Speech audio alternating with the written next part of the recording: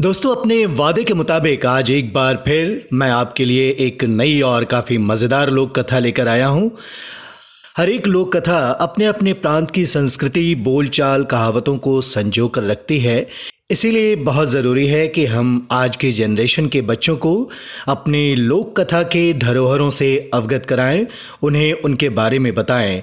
दोस्तों, आज जिस लोक कथा को लेकर मैं आपके लिए आया हूं उसका संबंध पश्चिमी बंगाल से है और ये भी काफ़ी मज़ेदार कहानी है। इससे पहले मैंने आपको उत्तर प्रदेश की लोक कथा टिप टिपुआ सुनाया था, याद है ना आपको? और आज की कहानी का नाम है भूत की मुसीबत। बहुत साल पहले एक छोटे से गांव में एक गरीब ब्राह्मण अपनी पत्नी के साथ रहा करता था। उसका नाम था बाचू और पत्नी का राना।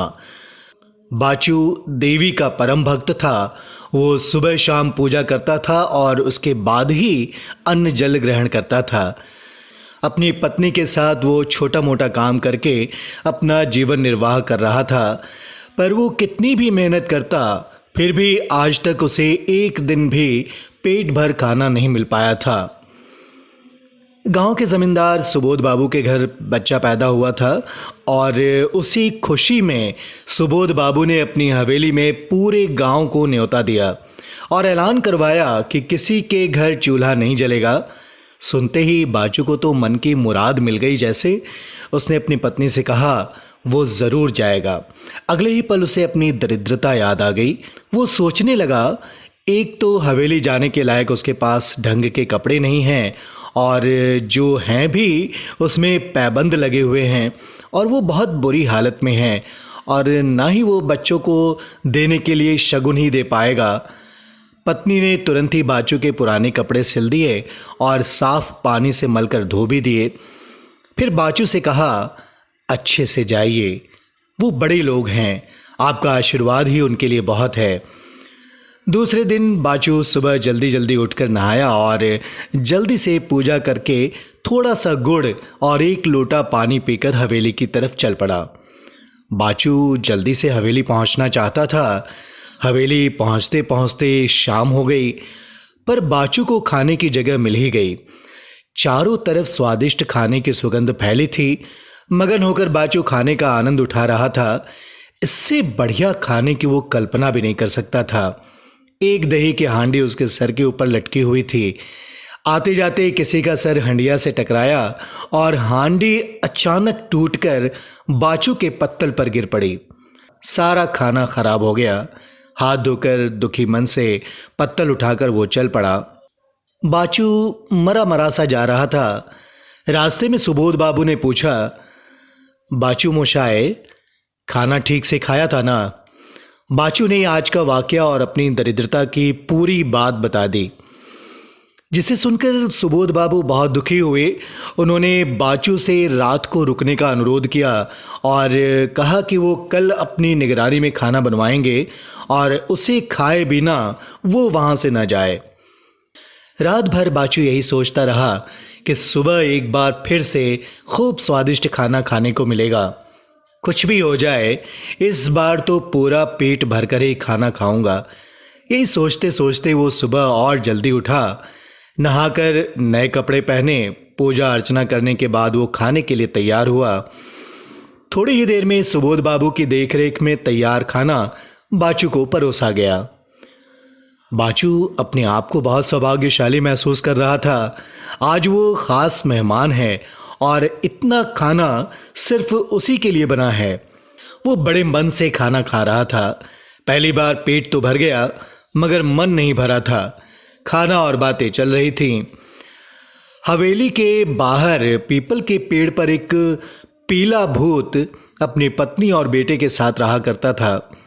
भूत बड़ा ही शैतान था और उसने बाचू को इतनी देर से खाना खाते देखा तो उसे शरारत सूझी। उसने झट से खुद को एक छोटा सा मेंढक बनाया और पत्तल में रखे हुए भात में कूद गया। बाचू बातों में और खाने में इतना मगन था कि उसे पता भी नहीं चला और मेंढक को उसने भात के साथ ही निगल लिया। तृप्त होकर और दान दक्षिणा लेकर खुशी खुशी बाचू घर को निकल पड़ा। रास्ते में मेढक बाचू के पेट में कूद फांद करने लगा तो बेचारे बाचू ने सोचा, जिंदगी में पहली बार तो पेट भरकर खाना खाया है, शायद इसीलिए पेट में अगड़म बगड़म हो रही है। पेट में मेढक ने थोड़ी देर कूद फांद करी और उसके बाद बाचू के पेट में उसने गुदगुदी करनी शुरू कर दी। बाचू ने हंसते हंसते ठाकुर को हाथ जोड़कर धन्यवाद दिया कि बड़े दिनों बाद हंसाया है भगवान। भूत ने सोचा, ये क्या हो रहा है, मैंने इसके पेट में इतनी उठा पटक और इतनी धमा चौकड़ी मचाई, पूरे पेट में इतनी गुदगुदी करने पर भी इसे कोई फर्क नहीं पड़ रहा, तो मेरा क्या काम, अब यहाँ से चलना चाहिए। भूत ने धीरे से आवाज़ दी, मुझे जाने दो। बाचू ने सोचा, शायद पीछे से कोई बोल रहा है। कुछ देर बाद भूत थोड़ा जोर से बोला। इस पर बाचू थोड़ा डर गया। वो मन ही मन ईश्वर को याद करने लगा। इस पर भूत जोर से बोला, भैया मैं आपके पेट में हूं, गलती से चला गया हूं, अब बाहर आना चाहता हूं। अब तो बाचू की सांस रुकने लगी। वो घबरा कर भागने लगा। इससे पेट में भूत की भी सांस फूलने लगी। थोड़ी देर बाद बाचू कुछ सामान्य हुआ तो उसे उस भूत पर बड़ा गुस्सा आया। वो गुस्से से बड़बड़ाया, तुम पेट से परेशान हो रहे हो तो मेरी बला से।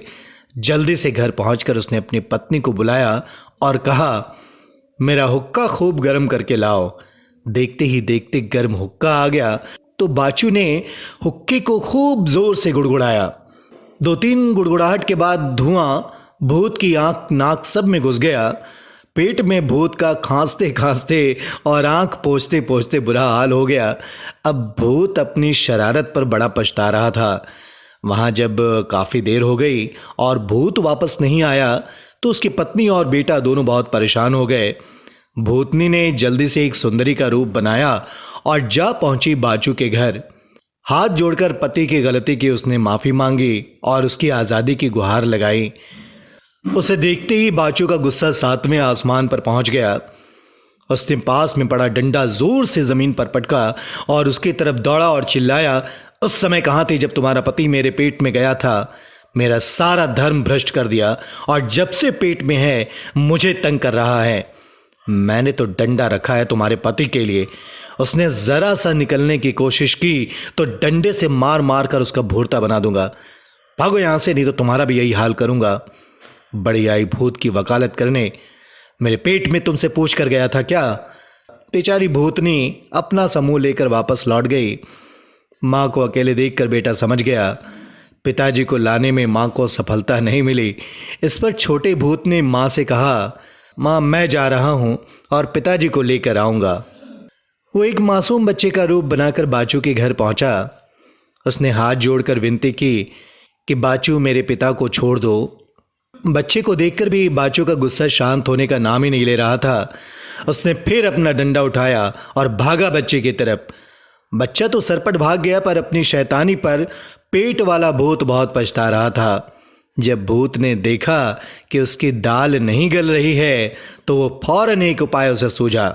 उसने खुद को एक मच्छर के रूप में ढाला और पहुंच गया फिर बाचू के पास। वहां भी उसने शरारत शुरू कर दी। कभी बाचू के गाल को काटता तो बाचू उसे भगाने के लिए अपने ही मुंह पर थप्पड़ मार लेता था। कभी मच्छर उसके कान के आसपास तो कभी उसके कान में घूं घूं करता। बाचू जितना झल्लाता मच्छर को उतना ही मज़ा आ रहा था। थोड़ी देर बाद मच्छर बाचू की नाक में घुस गया। अब तो बाचू की नाक में सुरसुरी गुरगुरी सब होने लगी। आँख छी करते उसका बुरा हाल हो गया। इस बार छींक इतनी तेज थी कि पेट का मेढक वाला भूत मुंह के रास्ते बाहर कूदा और सरपट भागकर उसने चैन की सांस ली। बच्चों, ये कहानी आपको कैसी लगी आप हमें ज़रूर बताइएगा। अभी हम आपके लिए और भी ढेर सारी कहानियाँ लेकर आने वाले हैं, तो सुनते रहिए। आप अपना channel the Indian story teller और अपनी राय हमें ज़रूर भेजें। कृपया हमारे वीडियोस को लाइक, शेयर और कमेंट करें। साथ ही हमारे चैनल को सब्सक्राइब भी करें और हाँ, लेटेस्ट अपडेट्स पाने के लिए बेल आइकन ज़रूर दबाएं।